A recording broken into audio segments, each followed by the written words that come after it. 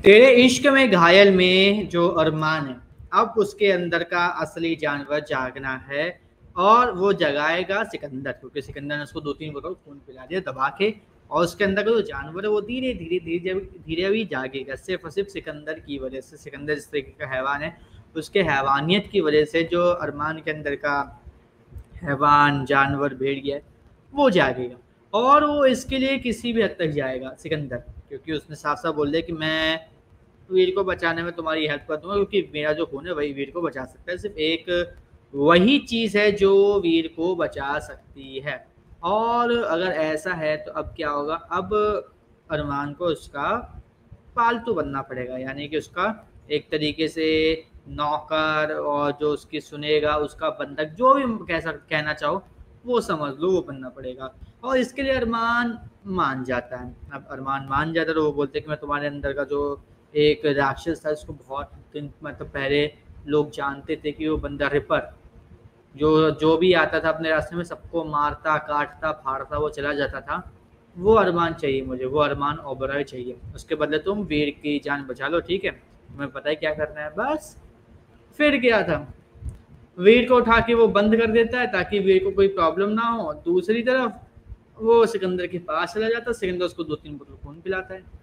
अब ये जो सीन था, मैं थोड़ा सा सोच रहा था कि थोड़ा सा और भी वायलेंट होगा। अरमान जो है यहाँ पे थोड़ा सा स्ट्रगल करेगा कि वो अपने अंदर का जो जानवर है उसको जागने ना दे, लेकिन यहाँ पे इतना ज़्यादा कोई स्ट्रगल देखने को नहीं मिला। आई होप कि आगे चल के हमें अरमान का जो ये भेड़िया वाला जो असली जानवर जानवर वाला रूप है, उसमें कुछ स्ट्रगल देखने को मिले कि वो अपनी इंसानियत को बचाने की कोशिश कर रहा है। क्योंकि अगर ऐसा नहीं हुआ तो सीरियसली मैं काफ़ी ज़्यादा उदास हो जाऊँगा कि इतने अच्छे सीक्वेंस को इन्होंने खराब कर दिया। वैसे इतने सारे सीक्वेंस का इन्होंने बेड़ा गर्क तो किया ही है, लेकिन एक और कर देंगे तो कोई बड़ी बात नहीं होगी। लेकिन मैं इस सीक्वेंस को लेकर काफ़ी ज़्यादा एक्साइटेड हूँ, क्योंकि टीवीडी यानी कि वैम्पायर डायरीज में ये जो सीक्वेंस था ये बहुत ज़्यादा खतरनाक था, बहुत ज़्यादा। इसके अलावा सिकंदर के पास एक बहुत बड़ी पावर थी जिसको इन्होंने अभी तक नहीं दिखाया, और वो पावर ये थी कि वो भेड़ियों को भी कंपेल कर सकते हैं अपनी बातें मनवाने के लिए। अगर वो चाहे तो अरमान को कंपेल भी कर सकते हैं कि तुम मेरे साथ जो भी है वो काम करोगे, तुम मेरे अगेंस्ट में नहीं जा सकते।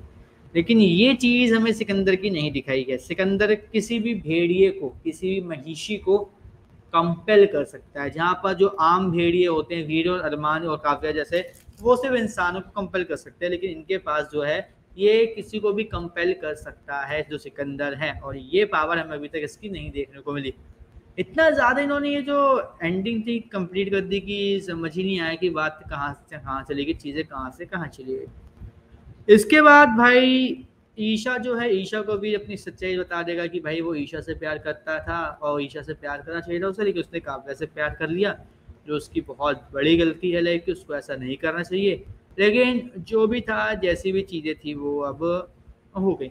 बाकी भाई अब आने वाले एपिसोड में देखना ये एक्साइटिंग होगा कि काव्या को अब जो उसने ब्लड दिया है अरमान वो वीर के पहुंचाने के लिए, क्या वो पहुंचाएगी? और अरमान कैसे सिकंदर के वहां से मतलब चंगुल से निकल के अरमान को वो ब्लड पहुंचा कर उसका जो मतलब मरने का जो बिल्कुल लास्ट आ चुका है वो बचेगा नहीं बचेगा, ये भी देखना काफ़ी ज़्यादा इंटरेस्टिंग होगा। बाकी भाई आप हमें कमेंट करके ये बताइए कि आप एक्साइटेड हैं या नहीं आने वाले एपिसोड के लिए। इसी तरीके के अपडेट से जुड़े रहने के लिए हमारे चैनल को सब्सक्राइब कर लीजिए, बेल आइकन को दबा लीजिए ताकि आपसे मिस ना हो हमारा कोई भी लेटेस्ट अपडेट।